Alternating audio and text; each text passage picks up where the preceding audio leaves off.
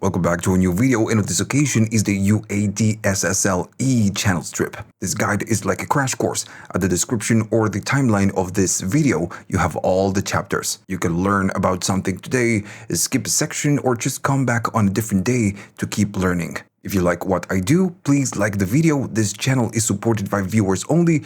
If you want to buy me a coffee to say thanks and help the channel keep going on, you can. You have links at the description for PayPal, YouTube Thanks, and Patreon. We need to start with the preamp. When you throw an instance of this plugin, you get some harmonics by default. As you boost more, you will get more harmonics. And if you crank it up, at some point, you will overload and get, maybe distortion, let's say. So if you want to go back to default values, Control or Command and click, and it will go back. I'm going to play some drums. I can boost with line. And again, like I said before, you will get some more harmonics until you get overload. But that's fine. We know. The thing is that you get the flip, and the flip will enable the mic preamp emulation, and you will get a lot more harmonics. And also, it will get louder. So if it's too loud when you enable sound or you enable the flip, you can hit the -20 pad, and then you can freely boost the mic preamp. And the difference right here is the harmonic relationship that you will get. You can crank it up, and at some point, you will be getting more and more and more. As an additional, you have the XFMR, and this is a transformer emulation for the preamp section. And it kind of changes the harmonic relationship that you get, and this only works when you're using the mic, because that's when you have a transformer. If I flip it and go to line, the XFMR, it's just disabled. So when should you use the preamp? Well, it's just about taste. Maybe if the signal is too loud or too hot, you can use the line and you go down. Maybe it's too low, you can go up right here.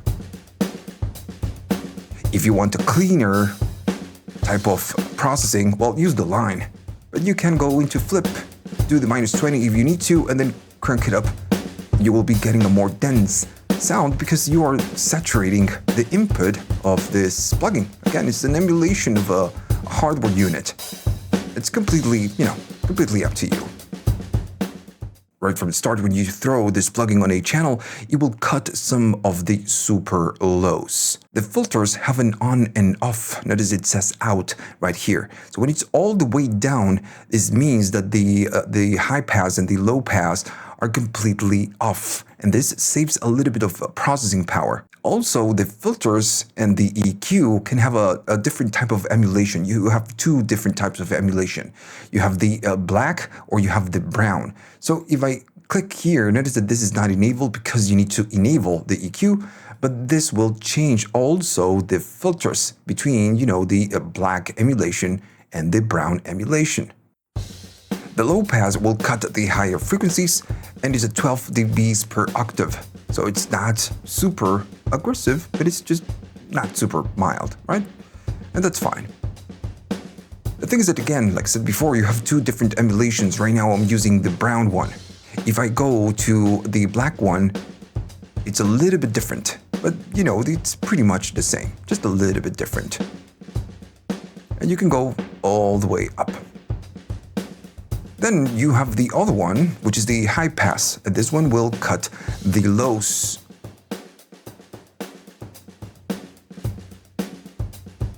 And here comes the difference. The black one and the brown one are just different because the brown is at 6 dBs per octave, and the black one is going to be at 24. So it's a much aggressive cut. If I even go up and I change the types, that is just a lot more aggressive on the black and just a little bit more kind of a smooth on the brown. If you're wondering where the filters will be on the chain, well, the filters go after the EQ and also the dynamic section. So in conclusion, you cut with the filters right before the output. This is why you have these buttons right here. We will talk about the dynamic sidechain in a minute, but if I go to pre-dynamics, notice it's pressed and the light is not on. Well, it's because the dynamic section is just completely off.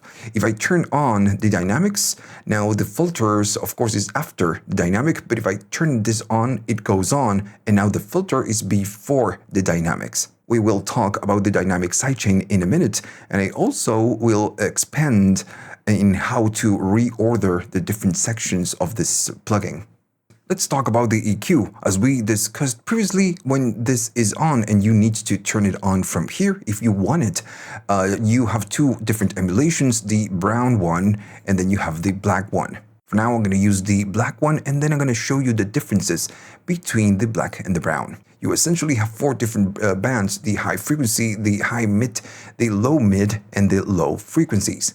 The high frequency is a shelf type of boost or cut. If I play the drums, I can boost, and it's a shelf type of EQ. I can go from 1.5K all the way up. One thing that you need to notice is that this one, especially the SSL, has a pretty aggressive boost or cut. So if I'm doing plus 15, you will be overloading this section. So you always need to kind of be aware of this. Now this high frequency can also be a bell instead of a shelf. So I can just change it to a bell, and now we can sweep and just boost something, something more specific. Then you have the high mid frequency. And this one is, again, a little bit different than the other ones. This one can boost up to plus 15 or minus 15, so it's the same thing, from 600 hertz all the way up to 7K. But the main difference right here is that you can use this knob, and on this one you can make the band wide, or you can just make it more narrow. And this is especially good to carve out some frequencies if you wanted to. Let me just boost a little bit. Or you can just, make it wider. And something that you maybe can see right here on the visual part is that when you make a move, an EQ move, it will affect the other bands. If I boost on this one, but then I attenuate on this one, it will bring the other one down. Then you have your low mid frequencies, and it's pretty much the same as the other one. You can go from 200 all the way to 2.5. That's why it's low mid. And you can boost or cut, and again, you can make it narrow, or you can make it, wide or narrow. Especially to carve out some of the boxiness, if you must call it that way. Cool. So then you have your low frequencies, which is completely the same as the high frequencies. This one will be a shelf type of EQ. From 30, which is the super lows, and then all the way to 450. And you can also make it a bell if you need to. That is cool shapes that we get. If I boost and maybe cut a little bit right here and boost a little bit more, we can really hear the difference.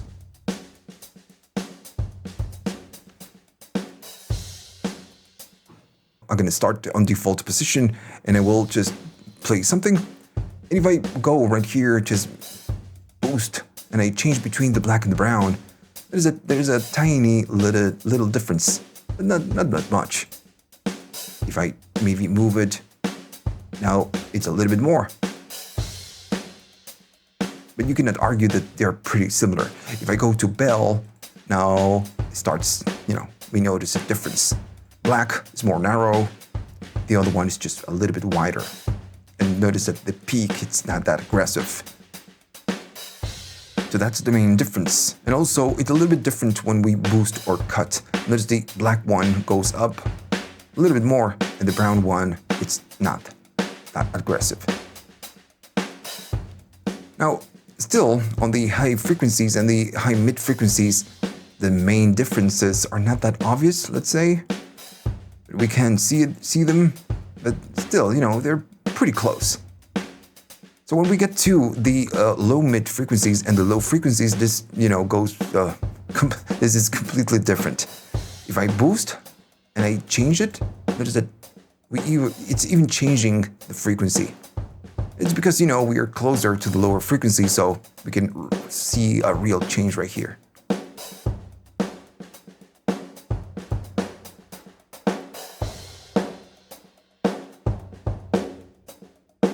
Yeah. And then on the low one, it's really different. So if I change it, black, brown. If I change it to a bell, really different. Brown and then black. More precise, more smooth. And that's the main difference between the black and the brown. Before we address the elephant in the room, which are the dynamics, the gate, and the expander, I wanted to cover the output. When you use this channel, you will usually boost more than you will cut, especially if you use the mic or you crank up the line, the preamp. But then when you go to the EQ, you will be maybe boosting and then maybe boosting some very specific frequency, and then maybe you will cut and then boost your lows. So this means that you are boosting more than you are cutting. And this will make the plugin just go louder. That's just something true. So when you go to your output section right here, you can see what's going out. If I maybe flip it and I crank the mic, this will tell you when you're clipping. So if you're clipping, notice that you can see the red right here. This one, the hold, means that if you're clipping, you will maintain it right here as red. That's all. That's what it means. Still, let's say that I like the kind of sound that I get because this is just crushing it, and you will be getting some harmonics and on and on and on. So I can go down on the fader, and that's fine.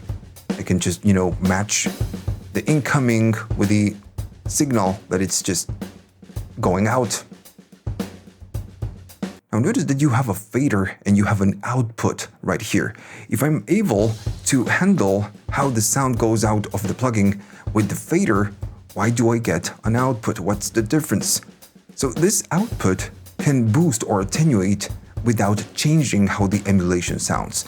Right now, I'm just, cranking it up. I'm clipping or saturating, and then I'm just leveling with a fader,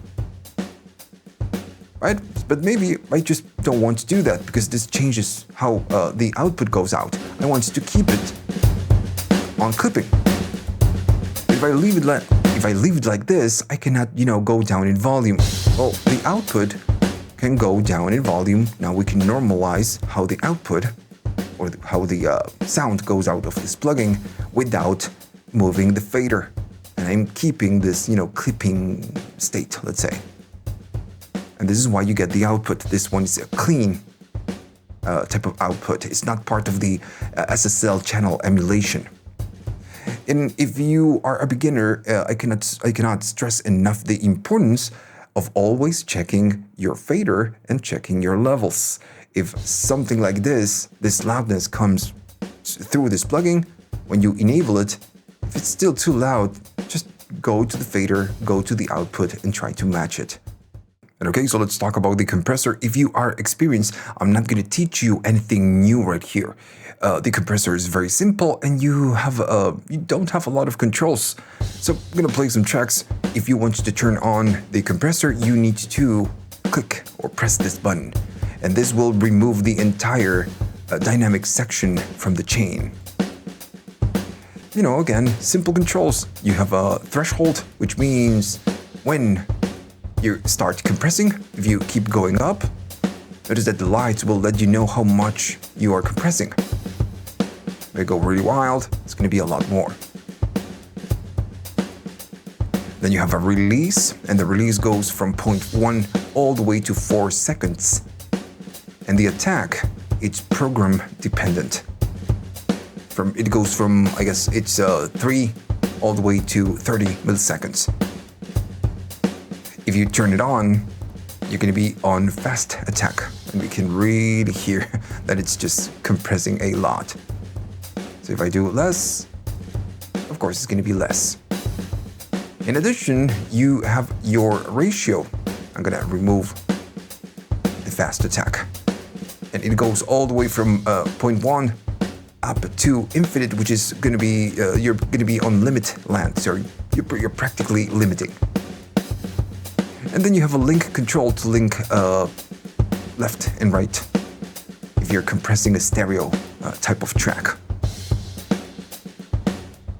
Now you can find a lot of videos on YouTube of guys playing sounds and just compressing like I just did. This is not what I want to do. I want to be as visual as possible. And in real life, you will be using your ears, but this guide targets all audiences. The nature of this compressor, it's kind of snappy. Let's say it's snappy.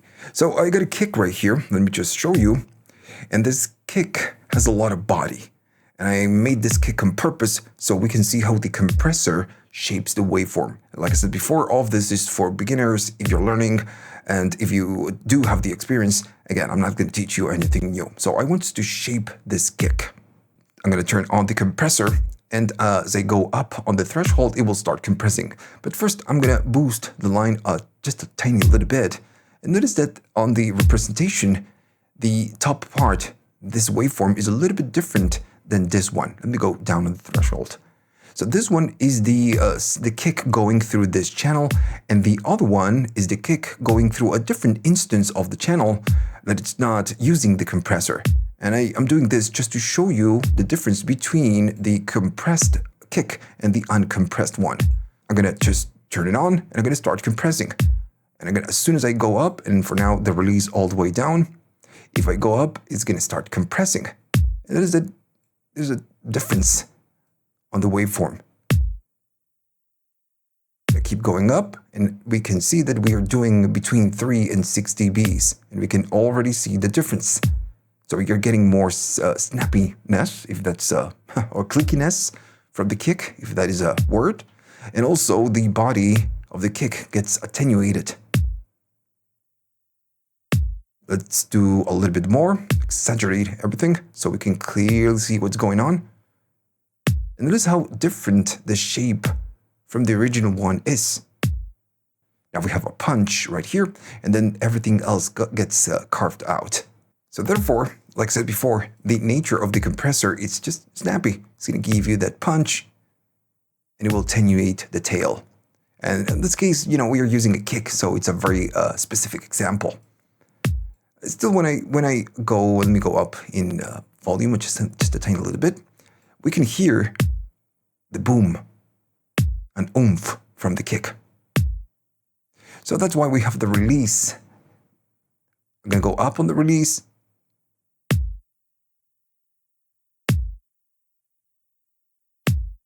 And it is that oomph starts going away. If I go down, we get the oomph back, less oomph. Usually when you go up on the release, on any compressor, you tend to push things back. It's kind of not in your face anymore. And I'm kind of going really aggressively right now, so we can really see what's going on. In real life, maybe just doing a little bit of compression, that's nice. And we get a nice kick. I'm going to go up on the threshold, and I'm going to turn it off. And what I want you to hear is how the sound code goes out. If I play it, the kick has a lot of body, and it has a lot of oomph. If I turn it on, it's just, a lot less, has a lot more punch, less body. Again, when I go down and release, we get that oomph back, but still, we are reducing the body. On this compressor, the fast attack goes from between 1.5 and 3. I did the measuring. And it's just not the fastest, and it's not super slow. But still, enough to kind of squash everything. If I play it, we are doing maybe that. I'm going to just do a little bit more compression and just match the output. I'm going to go to the fast attack. Notice how different it is. It's just, squashing everything. And I'm doing 10, which is a lot. So I'm going to do a little bit less compression, a little bit less threshold. And I'm going to do just a tiny little bit, maybe 3. I guess that's fine. And this is what we get. Everything gets attenuated. And now we can see the initial transient right here. We can see this peak. And it's because the attack, again, like I said before, it's not super fast. It will let the first transient pass, and then it will start bringing the levels down, start compressing. But if you go up and you start compressing more, you can really hear and see the difference.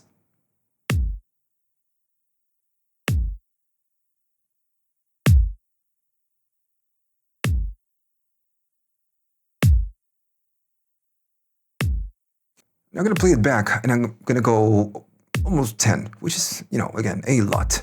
In real life, I wouldn't be compressing this much. So maybe going down on the ratio, this is something you can do. You can dial it down a tiny little bit. And that is that now we're not compressing that much, but we are still getting that snap or that initial transient from the compression, especially when we do a fast release. And the same goes if we are not using a fast attack. Same thing goes. Right now it's just a lot more aggressive, super aggressive. And then we match the output. If I go down, we kind of dial this back. Everything I'm showing you right now, it depends on what you're compressing. In the case of a kick, it's pretty obvious that this compressor will give you that tiny transient, and then it will just smooth the tail. And if you're using a fast attack, it's going to be more of the same. And it's because, again, this compressor is kind of a snappy. And it's really easy to see and hear on a kick, but maybe if you use it on a different sound, it's a little bit different, especially if you don't use a fast attack, because the attack, it's program dependent. Whenever you hear program dependent, it means that it depends on the material that you're trying to compress and how much you go up on threshold and how you use your ratio. Right, so let's compress something different. I have some tambourines right here, and I made them just like this on purpose. We have something on the in-betweens, and then we have some peaks, which are the accents. And it's, as we can see, this is kind of a super dynamic, right? So what we want to do is we want to compress to make it less dynamic. We reduce those peaks, and we bring whatever is in between closer. That's the plan. I'm going to enable the compressor, and I'm going to go up in the threshold so we can start compressing. And as you can see, it's kind of going. Maybe I'm going to go up on the ratio and fast release. I'm going to use the fader just to match the other waveform at the bottom. This one is the untreated sound, and this one is the treated sound. So right now, since the attack, it's not super fast, it's not able to, it's just not capable of catching the peaks. So in this case, it's giving us some punch, which is fine. It sounds, compressed. I'm gonna go down a level because we are compressing a little bit. If I go more, we're gonna be doing more, but still the compressor is just a little bit too slow. It's giving us a little bit of glue, but maybe we want to do more. Well, in that case, I'm going to be using the fast attack so we can catch those peaks. I'm going to play it back again, and I'm going to enable the fast attack, and I'm going to keep the release all the way down. And now notice the difference between the compressed and the uncompressed one. Of course, this is way too much. I'm going to maybe go to 4 in terms of ratio, and I'm going to compress a little bit less and try to match the outputs. But notice the difference between the fast attack and the non-fast attack. It's catching all those peaks, and it's bringing everything closer. I'm going to disable the compressor and then just bring it back.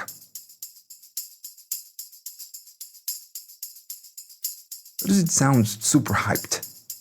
I'm going to compress a little bit more just to catch more of those peaks.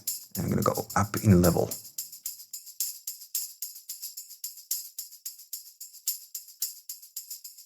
So if you listen to the accents, we can really identify the accents. When we compress, we can still identify the accents, but everything that is not an accent, we can hear it too. And this is, the job of a compressor. And this type of compressor in this case. We are bringing the peaks down and bringing up everything else. Now this gives you a compressed sound, more excited, let's say, or even, more glued. So yeah, now the sound is kind of or the tambourine sound a little bit hyped. And this is what we wanted to do, right? I'm bringing everything closer. I'm gonna go back to a default preset. Now remember what we are doing right now. Everything we are doing is very aggressively, right? I'm really going up on the threshold, on the ratio, just to show you the difference when we overdo it. Now in real life, I would go to manually, maybe to this clip we were using. I will go manually, just chop it, and then adjust the transients. Why? Well, because when we overdo things on a compressor, especially on a plugin, if we go up, let me just do this very aggressively, and fast attack, we're doing 10 dBs of reduction, which is, I guess it's fine. But sometimes this gives you, it's going to make the compressor work really hard. And you might get some artifacts and things that you don't want. And this is again completely up to you. It's your choice. In my case, I wouldn't use it this way. Maybe I will do a tiny little bit of compression after I go to the waveform, the clip, and manually adjust the transients. So as you can see, this compressor and the whole channel, it's famous for a reason. It's because, you can do a lot of things. You can just, tame transients. You can do a little bit of glue. So even though it's a limited type of compressor, you can still do a lot. Now, then you have this link. I have a track right now. I'm going to just disable the compressor, and I'm going to play it back. Now, what can you notice? We have some snares, a lot of snares at the left, because I panned the snares to the left. So if I compress, what the plugin is doing right now, because it's a stereo track, it has kind of two instances of the plugin, and it's reacting on a way to the left channel, and in a way to the right channel. If I unlink this, now the compressor is going to compress the left channel independently, and it's going to compress the right channel independently. So we have kind of two compressors doing something different because we have different energy on the left side and on the right side. When we link the compressors, the compressor will react to the peaks and it will compress the same for the left and the right. And linking prevents transients that only exist on one channel from shifting the stereo image. So any big transient that we have right now, when it's linked, is going to trigger the compressor, but it makes the compressor again work a little bit more consistent and smooth for both channels. So yeah, that's why you get the link, and linking, it's very useful when you use it on, let's say, a bus channel, a bus track, or when you have a lot of energy maybe on one side and on a different side. So I'm going to play a track, some drums. I'm going to turn the compressor on, maybe a little bit, go make it go a little bit louder. And I'm going to start compressing. And I'm going to go maybe to release. And I'm going to go, there we go. That's fine. So notice right here, the lights. Right now, the compressor, it's really reacting to the kick and the snare, and especially the low frequencies that we have for the snare and the kick.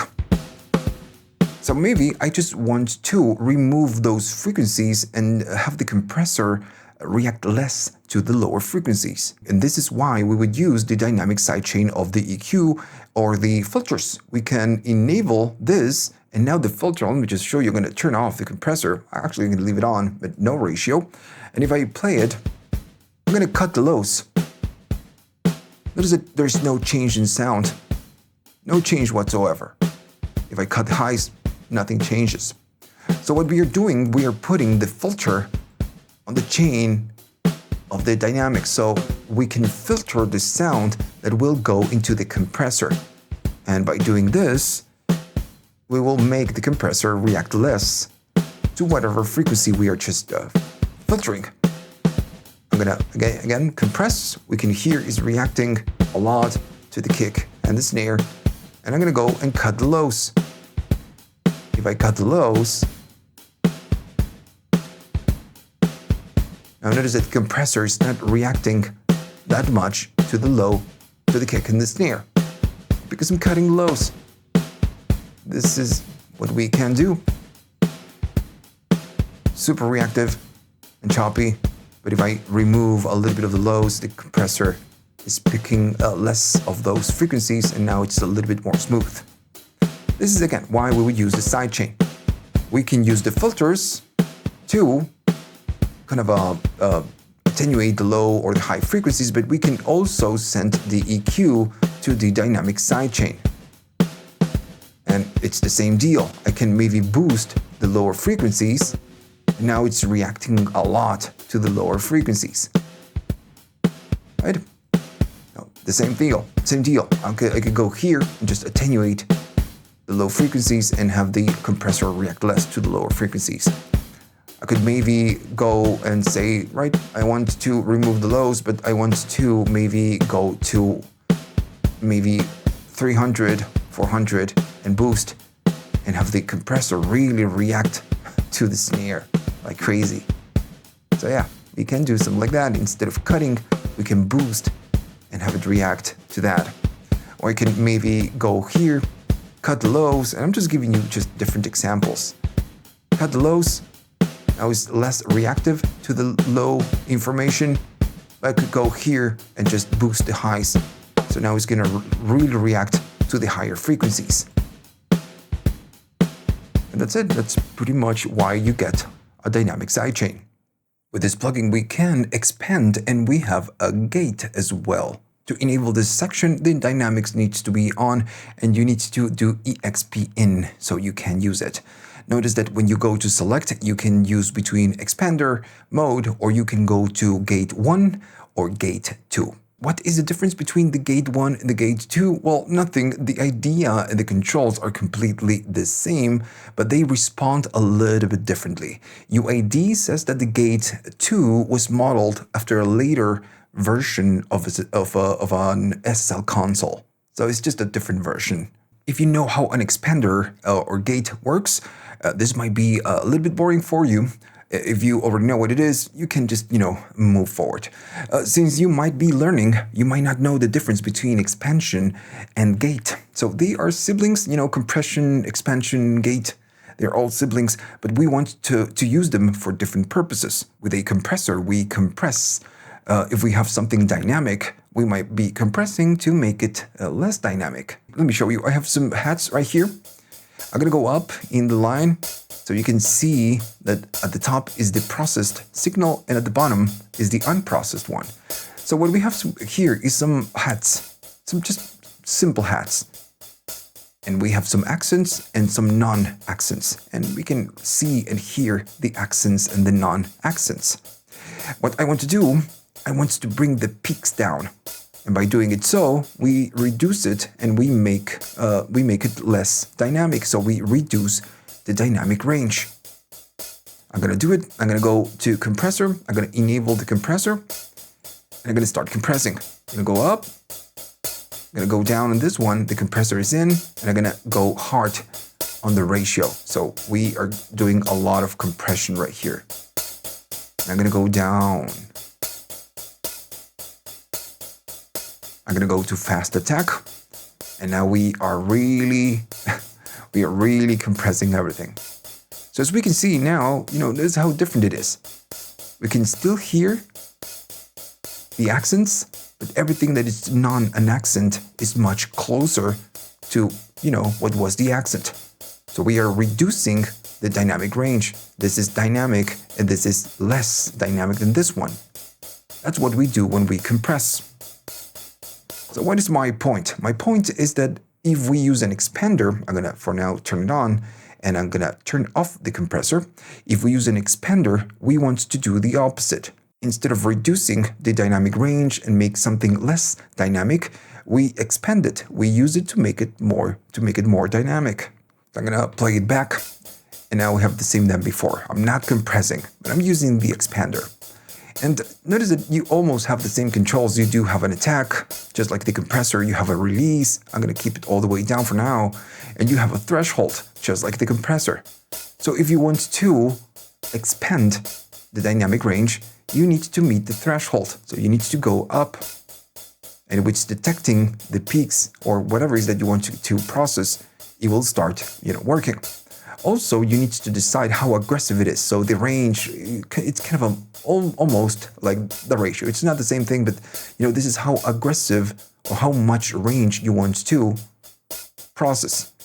And this is the difference. I'm gonna bring it out and bring it in. Is it now everything's kind of super tight. And with the threshold, you just need to find the sweet spot. If you do too much, it's gonna bring everything down. You just need to find the right amount. If you go all the way on range, it's gonna be super aggressive, and we can see it right here in the lines. If you just want to do a tiny little bit, you just do less. I'm gonna keep it around noon. So if we take a look, I'm gonna go up on the threshold. What are we doing right here? We are letting the accents pass. We are not bringing those peaks down, and everything else that is not an accent, we are bringing that down. So we are taking a sound and we are making it more dynamic. With the compressor, we do the opposite. We make the sound not dynamic. Super compress. On the other one, again, it's dynamic, more dynamic than the one that we have right here. And again, I could go more and just make it more dynamic. And that's why we would use, an expander. We take something and we make it more dynamic. We expand the dynamic range. So therefore, expander. I'm gonna go back to maybe 50 on the range. Now then we have the released and the fast attack. And again, this works almost like the compressor. And we can see how it's, working right here. I'm gonna do a little bit less so we can see it working. So now this is going really crazy up and down. So it's opening and closing really fast.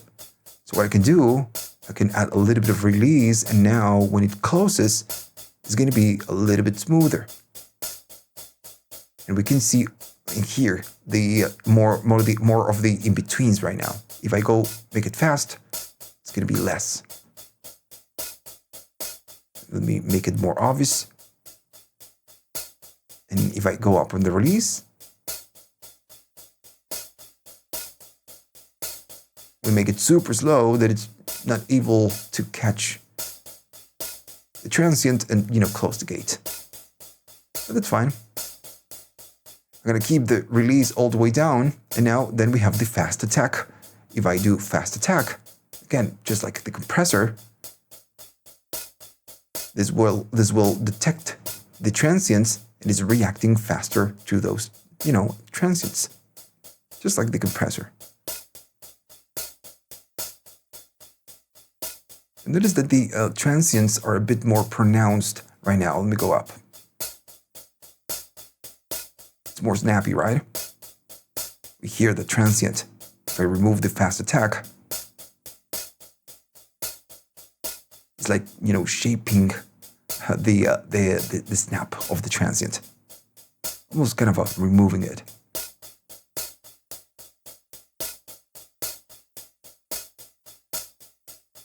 And all right, so in conclusion, again, we are doing the opposite of what we do with the compressor. We take something, we make it less dynamic by compressing the dynamic range. And on the other side, we are using the expander to make it more dynamic. That's it.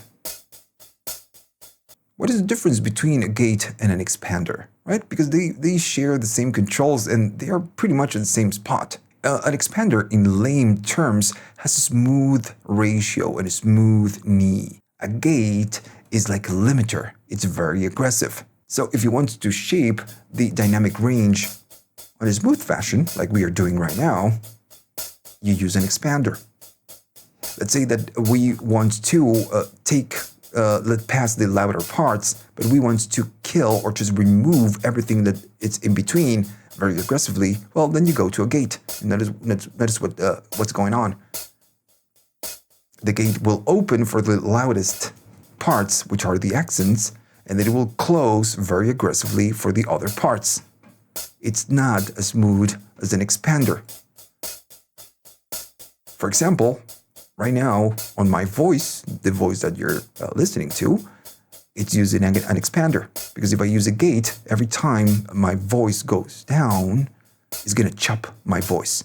So a gate, it's just not a good idea because it's super aggressive. A gate will just chop the tail of my voice when I stop talking. But the expander, again, doesn't do that. It's super smooth. Let's say I want to take the hat and just leave the louder parts.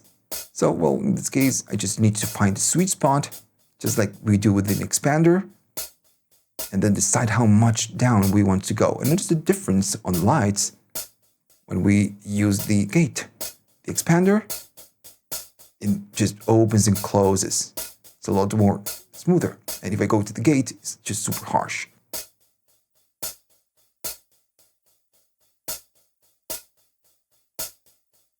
If I go to the gate number 2, I want you to hear the difference. So the main difference is in times, is a different emulation of the same gate. And I guess if you ask me, the gate number 1 is a little bit harsher. It's a little bit more aggressive. The other one is a little bit less aggressive. And you kind of, again, need to fine tune the controls and just see with the threshold how aggressive you want to be, but you can still achieve the same effect. And just like that, we are done. And it took a little while, I know, but I made this video mostly for beginners. If you're an advanced user, well, you kind of already know how it works. And you don't have a lot of videos on the web of a guy just showing you all the different sections in detail. Now, you have a lot of different emulations of the same plugin, of the same SSL 4000E, and I gotta say that they are all different, not in a bad way. They all sound different, and I cannot really choose between a different version. I cannot really say which one is better or worse, because they are all different, and they're good. They're all good. The only thing I think it's super close, or just closer to an original SSL channel, is the compressor. Other versions, other emulations, they sound close, but they are more transparent, let's say. This one, it's just pretty close to the original one, I gotta say. So, okay, so if you liked all of this, please like and subscribe. And this channel is supported by viewers only. If you want to buy me a coffee to say thanks and help the channel keep going on, you can. You have links in the description for PayPal, YouTube Thanks, and Patreon.